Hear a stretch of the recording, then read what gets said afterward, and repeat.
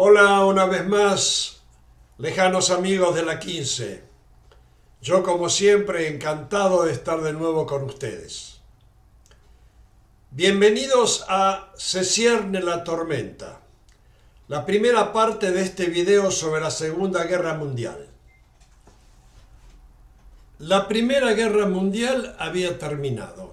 Esta había sido una guerra de desgaste y atrición como ninguna otra, y había desangrado tanto a los victoriosos como a los derrotados. Las estadísticas de muertes por la guerra conmovieron al mundo. Francia, 1.700.000 muertos. Gran Bretaña, 1.200.000. Los Estados Unidos, que entraron en conflicto recién en 1917, 110.000. Y cabe notar que Estados Unidos perdió más de la mitad de sus hombres por causa de enfermedades y no en combate. Eso da una idea de las condiciones en la Primera Guerra Mundial. Rusia, 1.700.000 muertos. Alemania, 1.800.000 muertos. El conflicto no visitó el territorio alemán, por lo que Alemania tuvo el menor número de muertes civiles. Estos números que les doy aquí no incluyen los desaparecidos y los prisioneros de guerra fallecidos en cautiverio. 26 naciones habían participado en el conflicto y en total las muertes fueron de 22 millones. El total de muertes de la Primera Guerra Mundial fueron aproximadamente de 22 millones, incluyendo aproximadamente 3 millones de civiles no combatientes. Europa descartó la posibilidad de que un conflicto de tal magnitud, que había causado tanta miseria y destrucción, pudiera volver a repetirse. Desgraciadamente no fue así.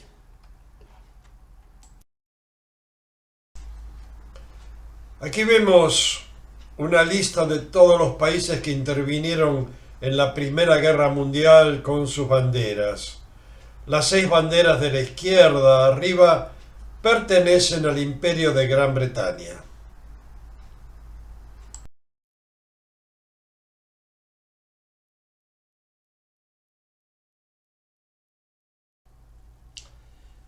En los años siguientes a la Segunda Guerra Mundial, Churchill escribió una serie de 6 libros cubriendo el transcurso total de la guerra, desde las causas que la motivaron hasta las consecuencias de este enorme conflicto. Estas obras se consideran clásicas por su exactitud histórica y por las narraciones nacidas desde una posición única, como participante y testigo del conflicto. Primero como ministro de Finanzas y más tarde como primer ministro de Gran Bretaña. A Winston Churchill se le adjudica la fuerza y la motivación que hizo que Inglaterra no se rindiera cuando quedó aislada, enfrentando sola a una Alemania que había ocupado prácticamente el resto de Europa.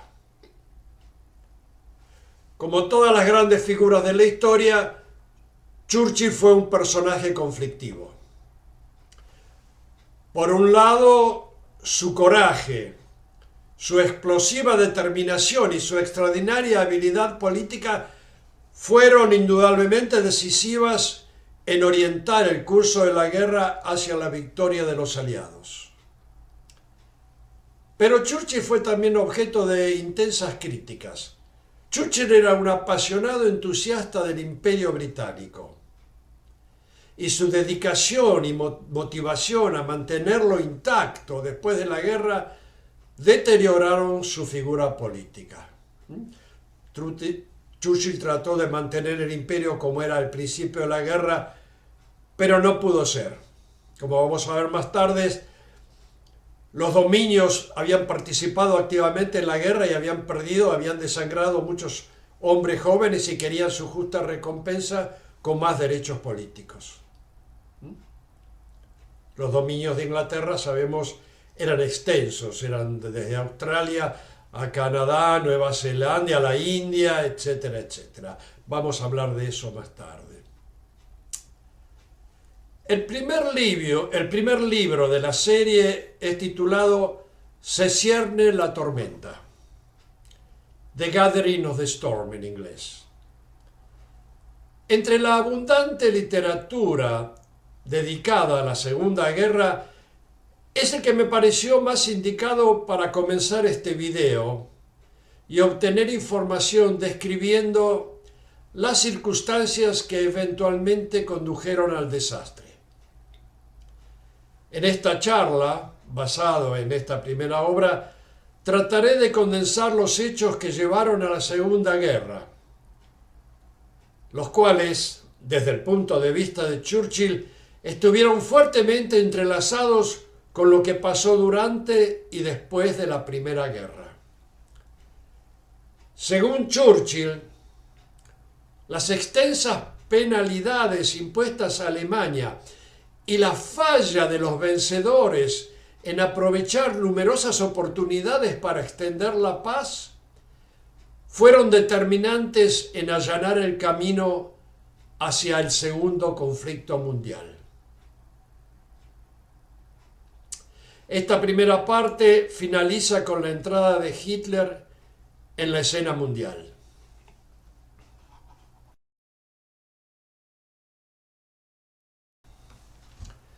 Al final de la Primera Guerra reinaba en el mundo la convicción de que por fin la paz iba a durar por muchos años. Este deseo arraigado en el corazón de todos los pueblos cansados de la guerra podría haber sido logrado por medio de razonamientos basados en sentido común y en convicciones justas por parte de los vencedores. La frase "esa fue la guerra para terminar con todas las guerras" estaba en todos los labios. La coalición germánica yacía a merced de los conquistadores, que en Versalles se disponían a decidir los desagravios a tener lugar en forma de pago de grandes sumas y también a deliberar en cómo transformar el mapa de Europa.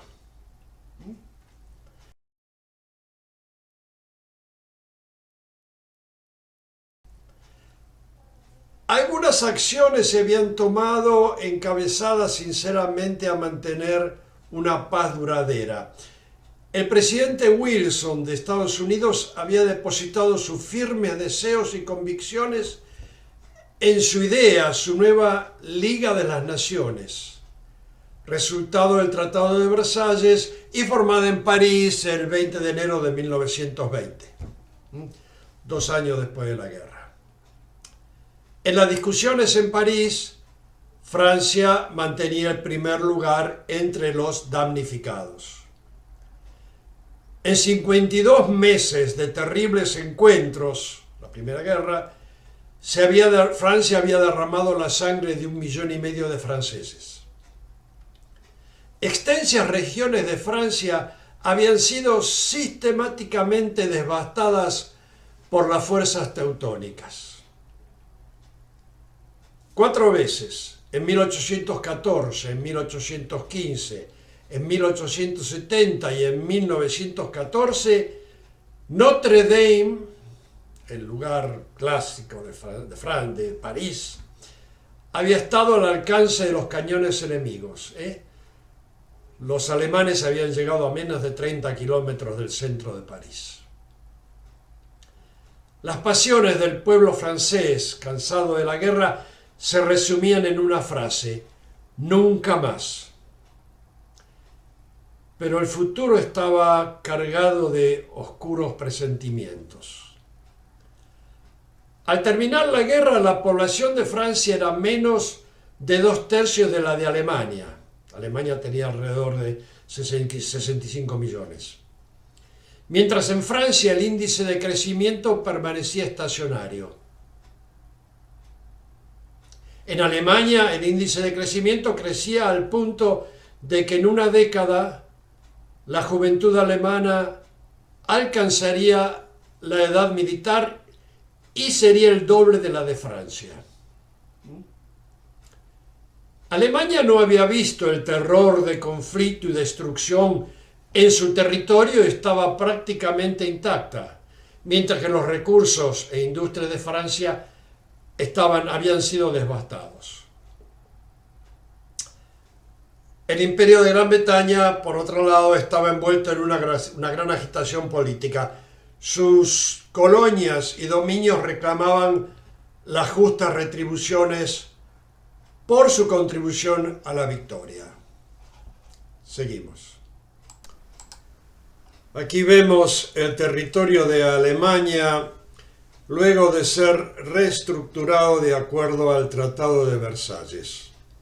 Alemania debió devolver los territorios que había ganado durante la guerra y algunos que había ganado en guerras anteriores. Alsacia y Lorena, esos territorios amarillos a la izquierda abajo, eran territorios mixtos de gente de descendencia francesa y de descendencia alemana. Eso pasaron al poder de Francia. Francia los había perdido en la guerra de 1870. La zona anaranjada, la zona del Rin, se volvió una zona desmilitarizada, creando un espacio neutral entre Francia y Alemania para la protección de Francia. Eupen y Malmedy, dos territorios pequeños ahí en azul a la izquierda, fueron devueltos a Bélgica. Al norte, ese territorio de North Schleswig fue devuelto a Dinamarca. Las minas del Saar, unas minas muy productivas, muy importantes, que están marcadas en color rojo a la izquierda, fueron entregadas al control de Francia por 15 años. A la derecha, hacia el este, se abrió un territorio dando a Polonia un acceso al mar Báltico. Ese territorio, que anteriormente era Prusia del Oeste, y Posen, una zona agrícola muy importante, fue devuelto o fue entregado a Polonia. Prusia del Este quedó separado de Alemania. Y el Danzig, que se ve arriba en color anaranjado, fue un territorio desmilitarizado y quedó bajo el control de la Liga de las Naciones. Los vencedores habían decidido que Alemania debería ser desarmada y cargada con obligaciones financieras tal que impedirían su recuperación industrial y militar por muchos años.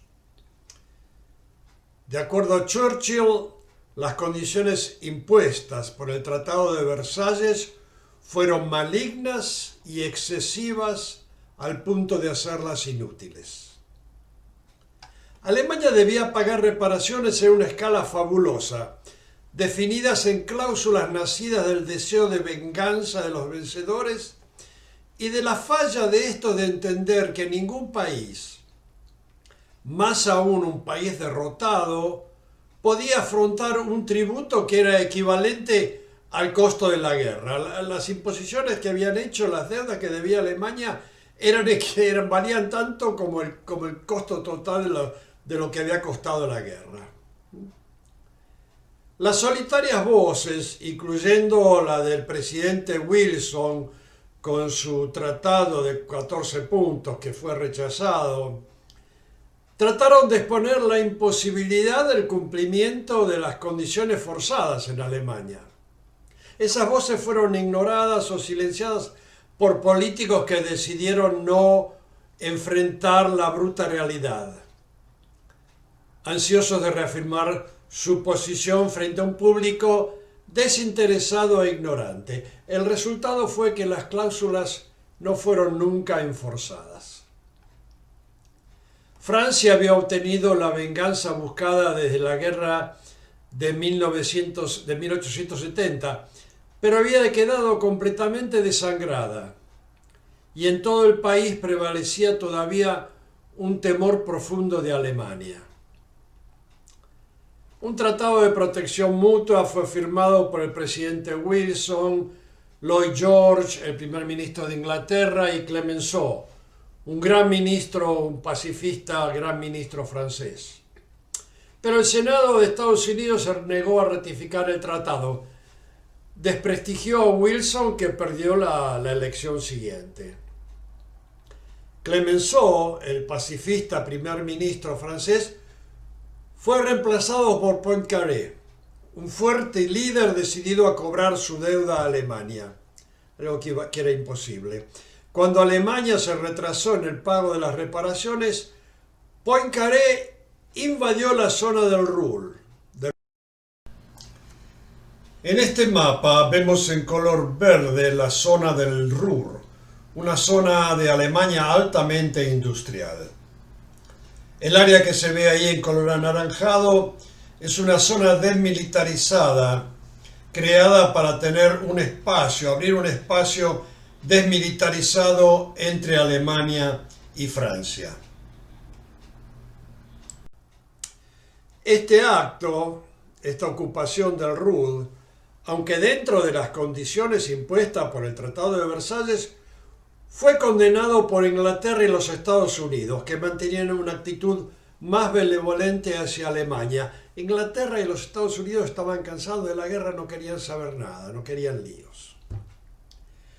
La ira desatada en el pueblo germano por la ocupación del Ruhr y la inhabilidad de las facciones políticas internas para controlar la situación desencadenó la descontrolada impresión de notas de papel que perdió valor rápidamente. El marco se desvaluó. Con el deliberado propósito de causar la completa desvalorización de la moneda. Tenían una deuda grande, desvalorizaron completamente la moneda. El marco se desvalorizó hasta llegar al valor de 43 millones de marcos por una libra esterlina. Gente de esa época contaba que las amas de casa iban a comprar con una canasta llena de papeles, llena de marcos, y volvían con una canasta con algunas cositas. El entero capital de reserva del país y los ahorros de la clase media fueron completamente borrados. Las deudas externas fueron pagadas en marcos sin valor o directamente repudiadas, directamente ignoradas. Alemania estaba en un gran turmoil. Mientras la agonía de Alemania llegaba a su cenit, violentas conmociones internas generaron un vacío político en el que se introdujo, sigilosa y diestramente, según Churchill, la expresión más virulenta de odio generada por la raza humana, el cabo Hitler.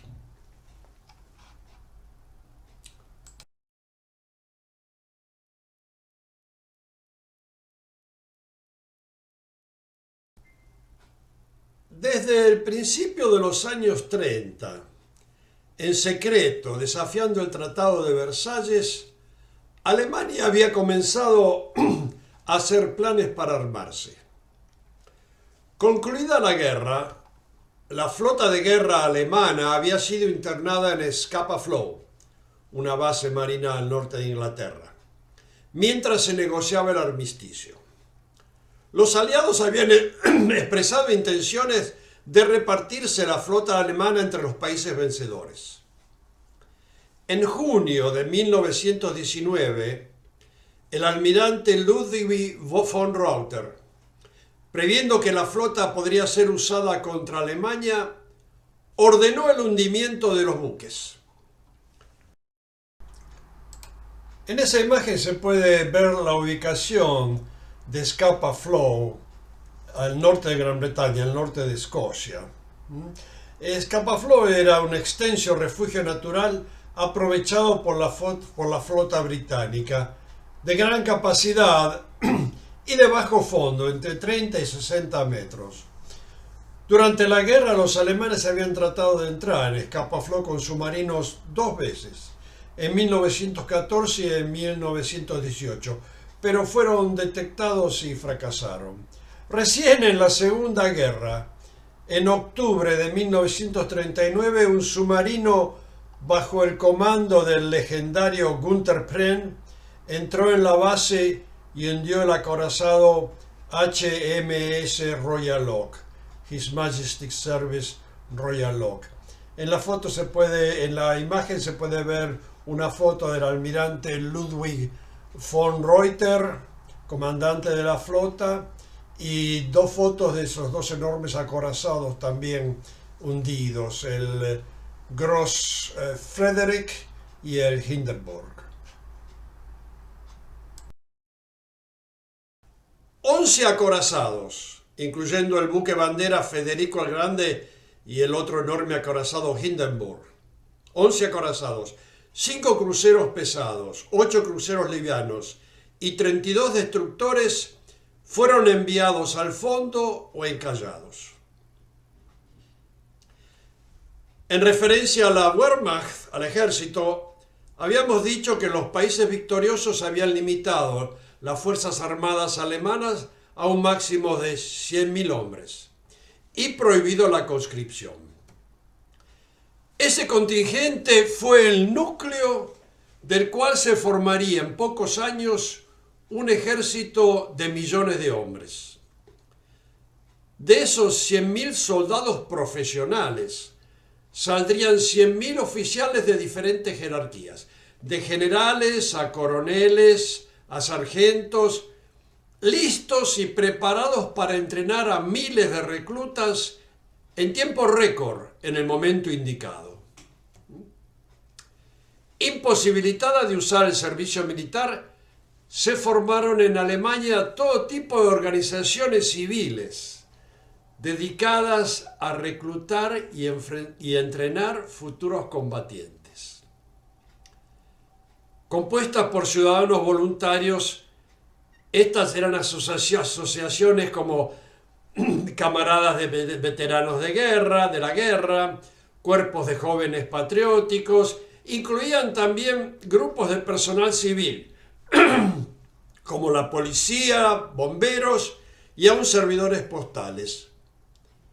Todo el mundo que trabajaba, hombres y mujeres que trabajaban para una organización del gobierno, eran potenciales reclutas.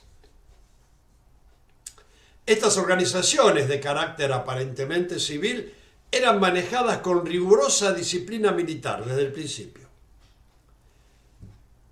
Pero para producir un ejército de millones de hombres, igualando o superando al de Francia, Alemania necesitaba el servicio de conscripción universal, prohibido explícitamente por el Tratado de Paz de Versalles. Negada a utilizar la conscripción por 15 años, Alemania había creado ingeniosos medios de ocultar sus preparaciones bélicas, como dijimos, pero el servicio militar obligatorio era una línea que no podía cruzar sin generar una evidente violación del tratado, que Alemania no estaba interesada en hacerlo en ese momento. Aún con un extenso cuerpo de oficiales veteranos dispuestos a inculcar el tradicional espíritu militar germano en sus subordinados, se necesitaban varios años de conscripción para reclutar y entrenar la fuerza capaz de enfrentar a Francia. Y ese era un Rubicón que Alemania no estaba todavía dispuesta a cruzar. Entra en la escena el general von Seeckt. Aquí vemos una foto de general von Seeckt, una figura muy importante, pero que fue eclipsada por la aparición de Hitler. El general von Seeckt fue el creador de la estructura de las futuras Fuerzas Armadas alemanas. Desde 1921, von Seeckt había estado planeando en secreto un moderno ejército full size, no para los 100.000 que tenía permitidos a Alemania, sino un ejército mucho más grande, creando manuales de estrategia, tácticas de entrenamiento y detallando el material necesario para un conflicto multinacional. Como dijimos, el cuerpo de oficiales había sido limitado a 4.000 hombres. Bajo la inocua apariencia de Ministerio de Reconstrucción, de Investigación y de Cultura, miles de veteranos oficiales de alta graduación, ahora civiles, atendían clases estudiando minuciosa y sistemáticamente las lecciones aprendidas durante la Primera Guerra. Se tomaban, por supuesto, medidas extremas para ocultar estas preparaciones de los inquisitivos inspectores de los aliados. Por ejemplo, los manuales de guerra habían sido todos reeditados, no para la fuerza existente de 100.000 hombres, sino destinados para una poderosa fuerza futura de millones de hombres. Los manuales eran impresos en dos versiones, una versión secreta y limitada para el uso interno y una versión simplificada para los aliados. Sect asumía correctamente que para el próximo conflicto Alemania contaría también con una moderna fuerza aérea, presentemente prohibida. Ante esa prohibición se fomentaron las empresas civiles de transporte, entrenando a hombres y mujeres como pilotos y mecánicos. Se crearon clubes de aviación, en ellos con el uso de aparatos livianos de entrenamiento y gladiadores. Veteranos pilotos entrenaron a una juventud deseosa de aprender el arte de combatir en el aire. En el verano de 1926, Sect condujo un gran ejercicio militar para sus 4.000 oficiales. Los ejercicios simulaban no la fuerza presente de 100.000 hombres, sino una fuerza futura de millones de soldados. Los ejercicios estaban dedicados o estaban entrenando teóricamente a millones y millones de soldados. Sect se concentraba en el principio de cooperación entre las diferentes fuerzas.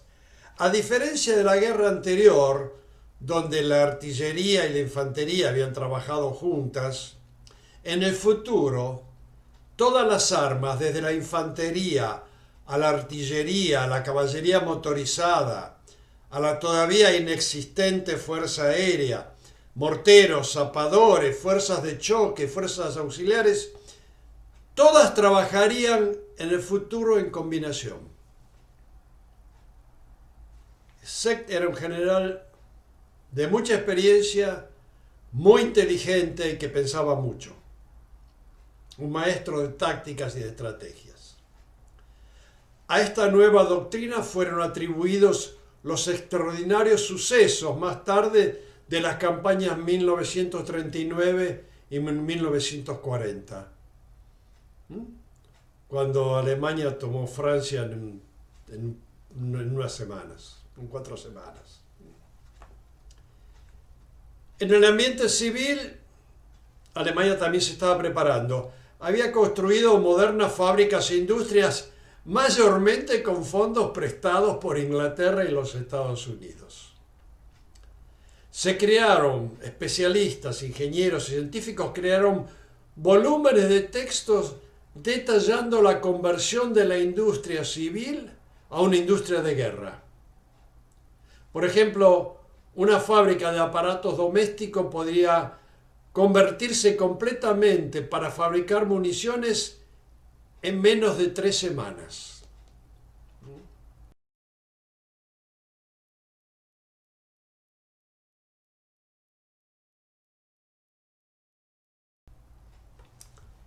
En 1933, el límite de 100.000 hombres fue oficialmente excedido y de ahí en adelante fue doblado periódicamente, buscando la meta establecida por Sect de 26 divisiones. Una división tiene alrededor de 17.000 hombres, 15-17.000 hombres. Entonces 26 divisiones, para empezar, formarían un ejército de 500.000 de hombres.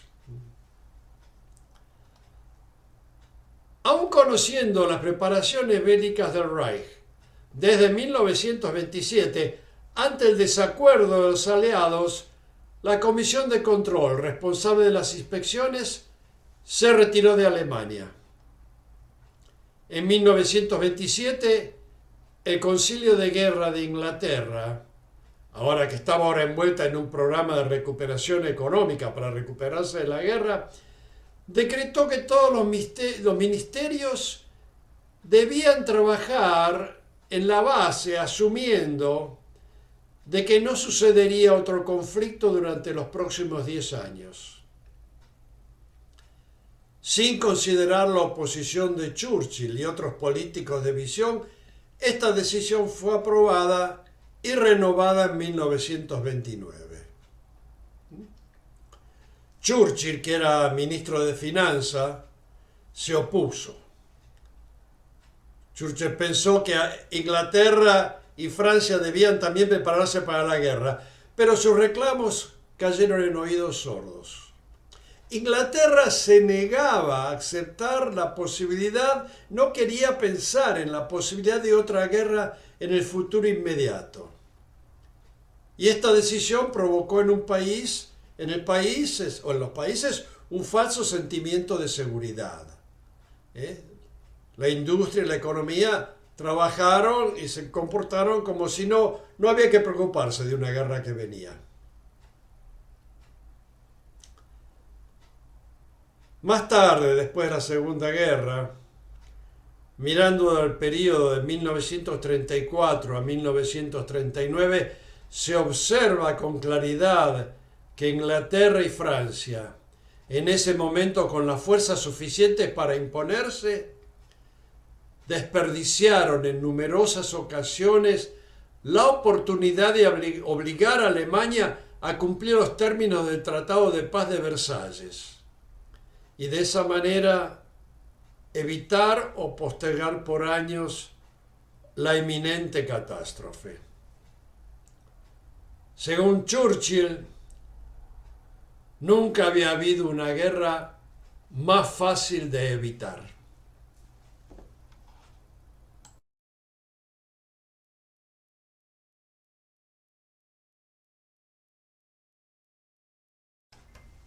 Para terminar, hemos visto en forma muy condensada cómo, según Churchill, en una opinión compartida por investigadores y escritores modernos, los países vencedores de la Primera Guerra, con su indolencia, su ignorancia, su deseo de venganza y su temor, ayudaron a crear las condiciones que provocaron la Segunda Guerra Mundial.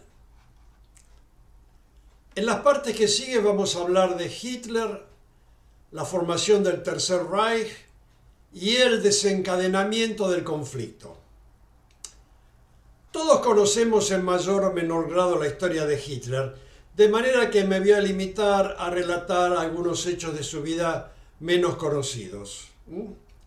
Para esto voy a utilizar lo que es considerada en este momento la mejor biografía de Hitler, un volumen de 1030 páginas, obra del autor de numerosos tratados sobre la guerra y sobre la historia social del siglo XX, el escritor inglés Sir Ian Kershaw.